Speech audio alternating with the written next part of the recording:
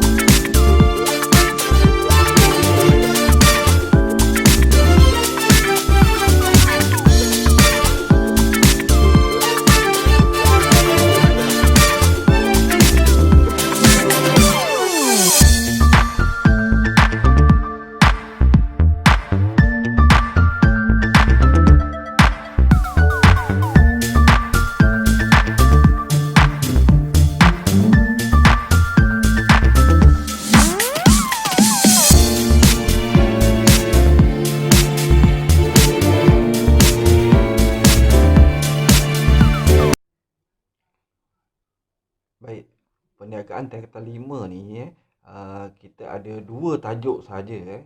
Tajuk yang pertama uh, sumber perniagaan. Jadi dalam tajuk yang pertama ni, dalam tajuk sumber perniagaan ni kita ada 4 bab. Jadi bab yang pertama pengurusan sumber manusia.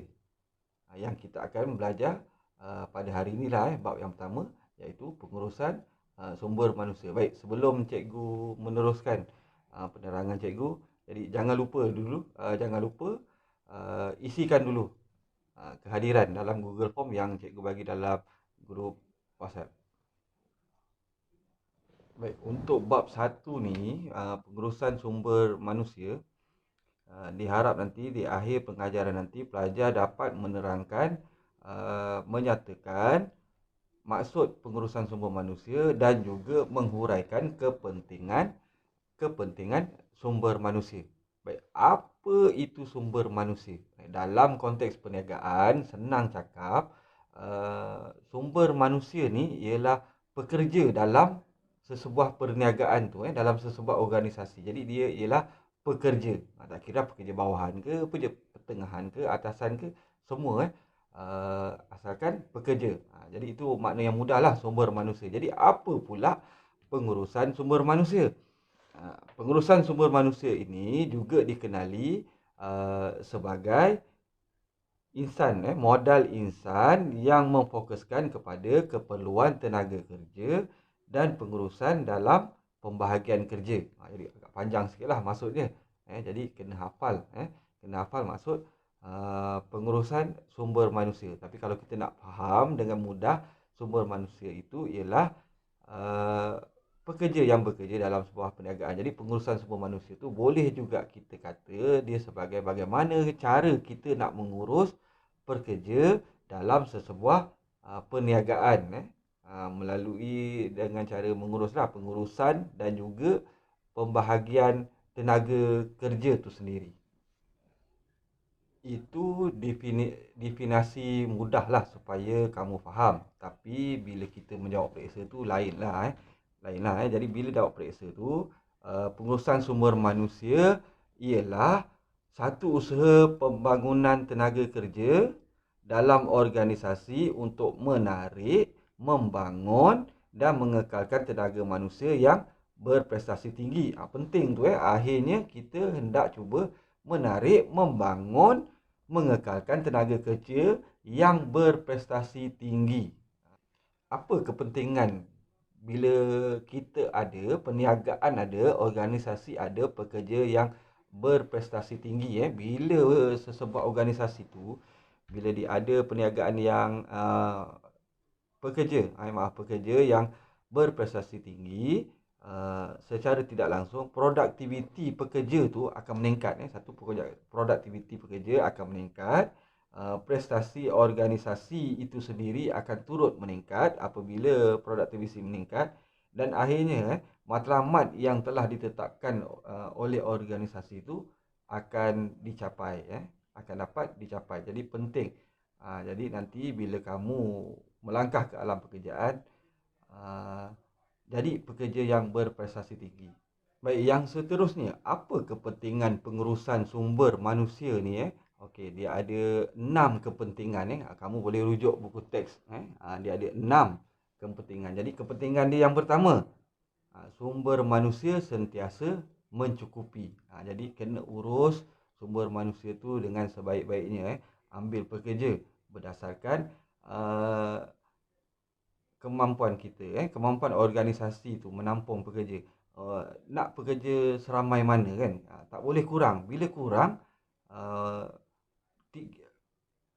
Bila kurang, organisasi tu tak dapat mengeluarkan produktiviti secara optimum. Kalau berlebihan pula, berlakulah pembaziran. Yang kedua, sumber manusia perlu diberi latihan yang mencukupi. Bagi latihan supaya pekerja sentiasa mempunyai kemahiran yang tinggi, sentiasa meningkat, bertambah-tambah kemahirannya, meningkatkan kemahiran pekerja supaya sentiasa berdaya saing. Yang ketiga, pengagihan sumber manusia secara berkesan. Jadi setiap organisasi dia ada jabatan-jabatannya sendiri kan. Jadi bagaimana dia nak menguruskan supaya pengagihan pekerja itu berada di tempat yang betul. Di jabatan ini perlukan katakanlah 50 orang.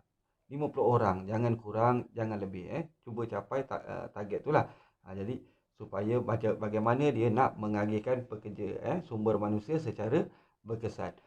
Kepentingan pengurusan sumber manusia yang ketiga iaitu kebajikan sumber manusia sentiasa dijaga. Kebajikannya kan. Contoh yang paling mudah, setiap tahun pekerja yang mencapai KPI diberikan bonus. Maksudnya apa ganjaran yang akan diberi. Bukan saja ganjaran. Jadi kalau ada pekerja yang mempunyai masalah disiplin, apa tindakan tindakan organisasi, apa tindakannya. Biasa tindakan disiplin ni akhirnya akan membawa kepada penambatan kerja. Yang kelima, prestasi sumber manusia sentiasa dipantau. Setiap organisasi dia akan set satu KPI supaya pekerja-pekerja dalam setiap organisasi, pekerja-pekerja dalam organisasi tersebut mesti capai KPI tu dapat mencapai KPI yang telah ditetapkan. Jadi kena sentiasa pantau pekerja-pekerja. Jadi kalau ada pekerja yang tidak mencapai KPI, mungkin perlu diberi latihan dulu. Kepentingan pengurusan sumber manusia yang terakhir ialah tahap motivasi sumber manusia sentiasa tinggi. Jadi macam mana nak pastikan tahap pengurusan manusia itu tahap motivasinya sentiasa tinggi dengan memberikan ganjaran yang sewajarnya, menyediakan tempat kerja yang selesa, yang kondusif, supaya pekerja pun sukalah nak datang tempat kerja kan. Tak rasa tertekan, tak rasa stres. Bila kita pekerja, bila dia suka dengan tempat kerja dia, dengan apa yang dia buat, jadi dia pun boleh memberikan sepenuh perhatian kepada kerjanya kan. Kerjanya pun akan jadi lebih baik. Latihan tu kamu buat, tak perlu snap gambar, tak perlu snap dan hantar kepada cikgu, tak perlu. Tak apa. Baik, itu saja untuk hari ini. Semoga kita berjumpa lagi dalam kelas yang akan datang. Assalamualaikum dan terima kasih.